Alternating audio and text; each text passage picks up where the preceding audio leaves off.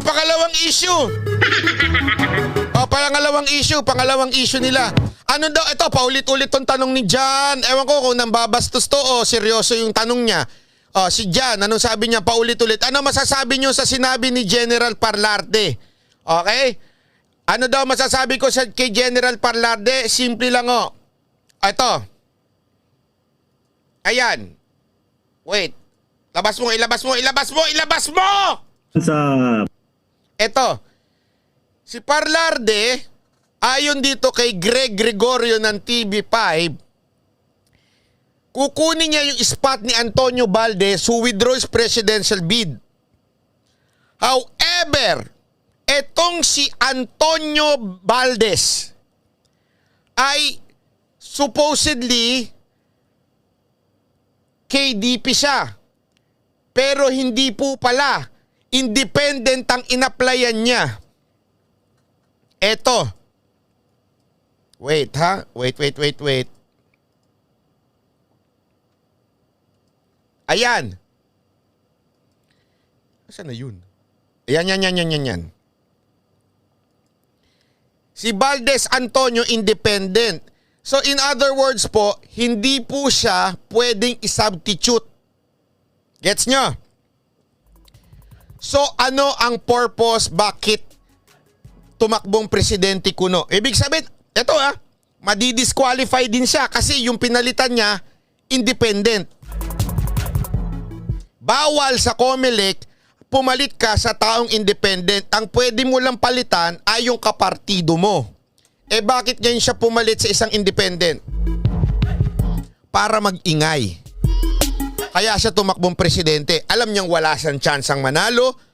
Alam niyang wala siyang makinarya. Alam niyang madidisqualify siya kasi independent yung pinalitan niya. Bakit? Para mag-ingay siya doon sa propaganda. Ngayon, sino ba itong si Valdez Antonio? Okay? Sino ho ba yan? Eto lang naman ho yan. Wait lang ha. Wait. Ayan. Katipunan ng Demokratikong Pilipino, yan yung sinasabi ni Parlading pinasukan niyang partido, ay sila ho, ay walang iba, ang mga tao ho dyan, ay puro ho mga loyalista. I have nothing against with Gadon. I have nothing against with Glenn Chong. Pero all the people around KDP o itong katipunan ng Demokratikong Pilipino na kasama ni Parlade at saka ni Antonio ay lahat po sila ay bataan o mga loyalista.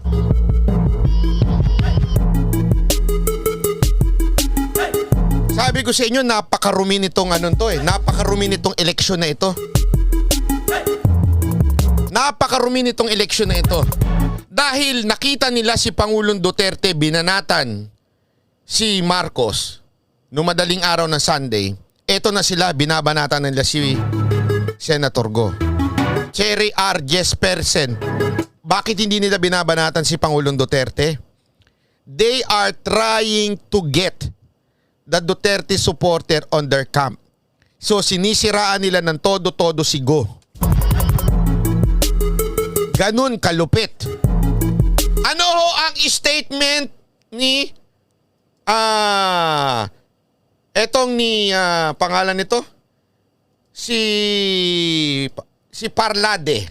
Pakinggan mo natin panoorin mo natin. Sinagot naman ni Senator Bongo ang mga paratang ni retired Lieutenant General Antonio Parlade Jr. na kinokontrol umano nito ang mga desisyon ni Pangulong Duterte. Sa isang pahayag, sinabi ng senador na nasagot na rin mismo ni Pangulong Duterte na walang kumokontrol sa kanya. Tanging ang Pangulo lamang din daw ang gumagawa. Tapos dito ka magtataka ha. Dito ka magtataka yung mga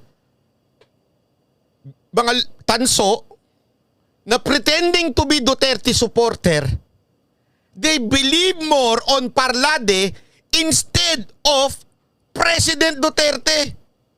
Then they would say, Duterte supporter kami. Oh.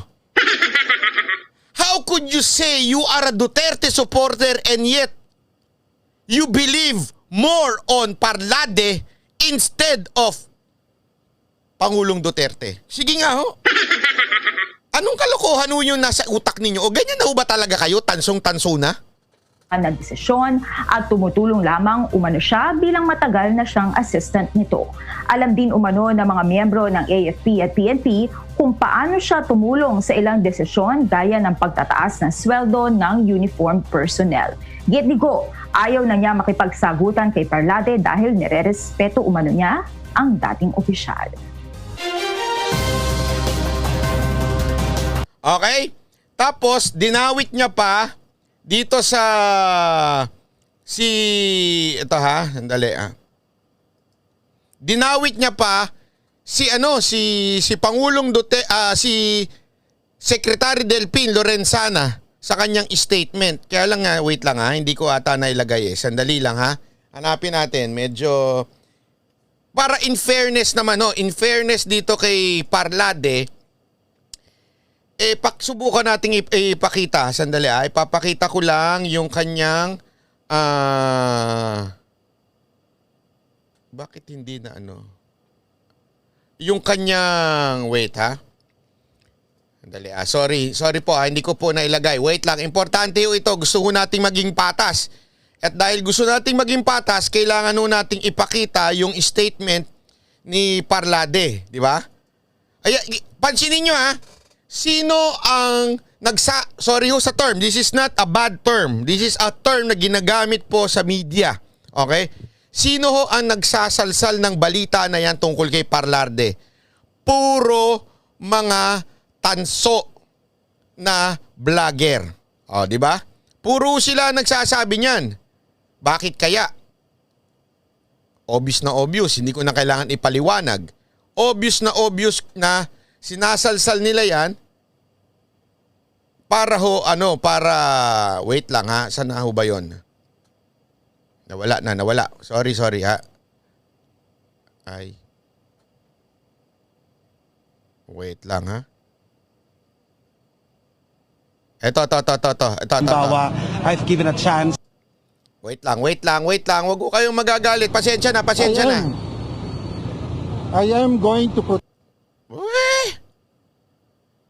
Sabi ko na, may konting problema dito sa mamang to eh. Kasi, noon pa lang na medyo nararamdaman ko na eh. Ha?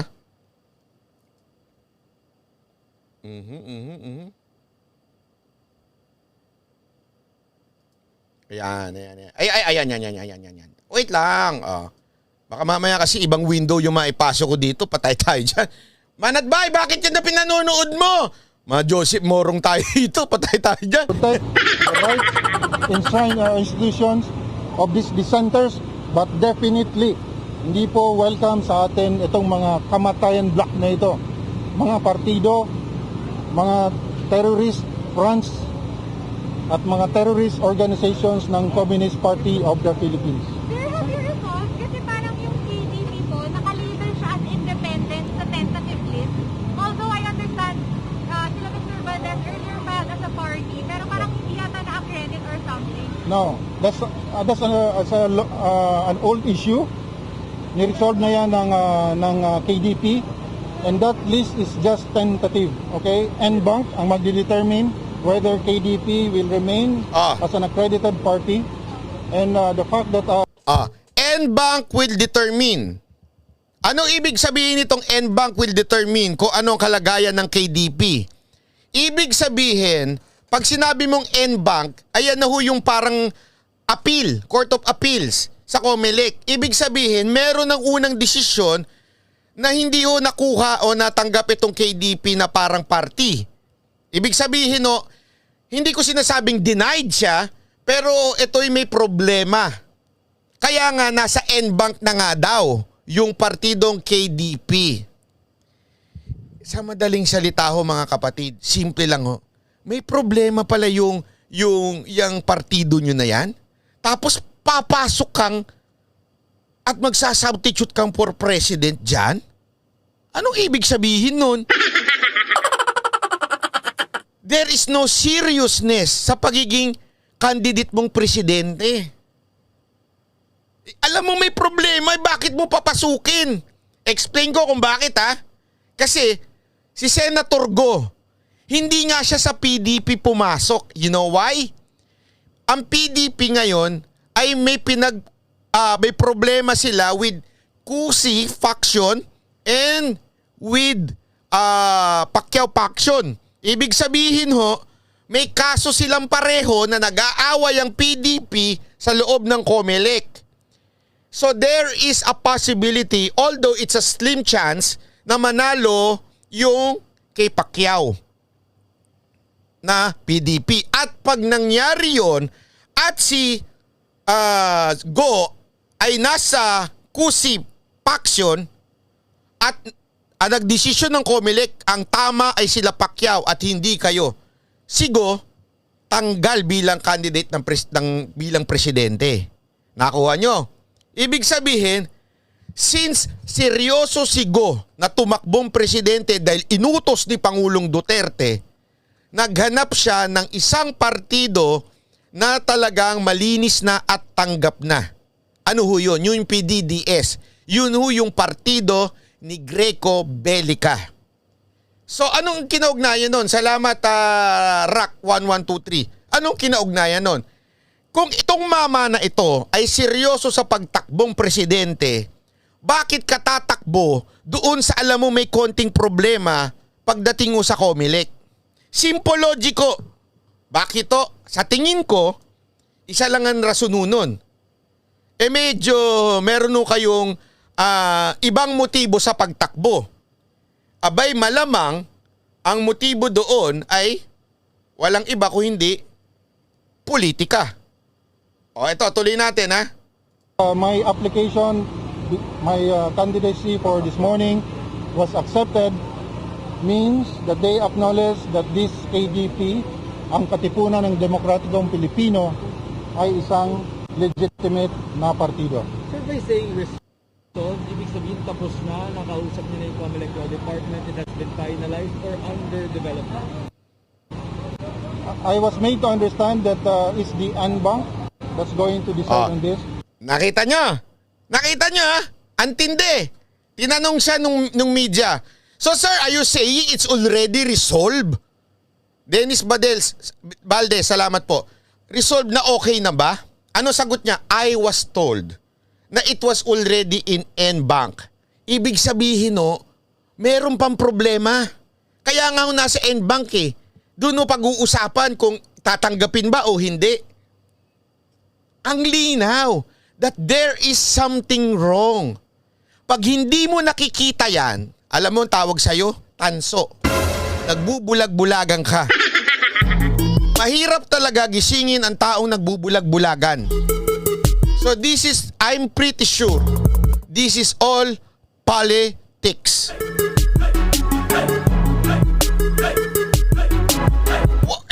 Eto, the mere fact na wala kang kalaban-laban, mananalo ka pa? Tigilan mo nga ako. Huwag naman tayo maglukuhan. Ang tanong pa nga dyan, baka hindi ka matanggap eh. Diba? Alam mong hindi ka, medyo ganun ka eh. O bakit biglang ganyan? Kasi gusto nilang sundan yung kwento ni Tipi. Bakit? Dito mo mapapansin na merong kumukumpas. Kumpas pa mo! Kumukumpas na isa script na sinusundan na kinokontrol si Pangulong Duterte ni Senator Go. Bakit kanyo? Bakit kanyo? Ano bang kahalagaan niya lintik na kinokontrol ni Pangulong Duterte ni Senator Go si Presidente? Kaya si Pangulong Duterte ang pinili ay si Go at hindi si Marcos.